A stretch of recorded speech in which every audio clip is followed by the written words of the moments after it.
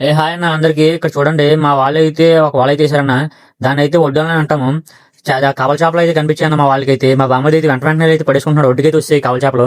నా చేతులు ఉన్నాయి కదా ఇవి కవల చేపలు. అంటే నేనైతే పట్టుకున్నానండి, కొన్ని నాకు దొరికాయి అవి. పిల్లల ఆనందానికి అయితే హద్దు అయితే లేదు. చూసారు కదా అక్కడైతే ఎంత ఆడుకుంటున్నారు ఆ కవల చేపలతో పట్టుకుని. ఇవైతే టేస్ట్ అయితే చాలా బాగుంటాయండి.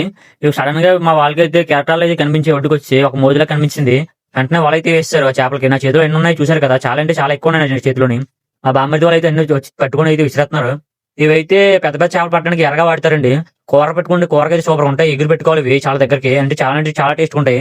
ఆ వెంటనే బేరం అయితే అయిపోయిందండి. 3 బోట్ల వాళ్ళు అయితే వచ్చి కొనేసుకున్నారు ఆ వెంటనే అవి. ఎర్రకనేసేసి పెద్ద చేపలకి అయితే ఇవి చాలా ఎక్కువగా వాడతారండి. ఈ చేపలు వేస్తే ఎర్ర అయితే చాలా బాగా లాగుతాయి చేపలు కూడా.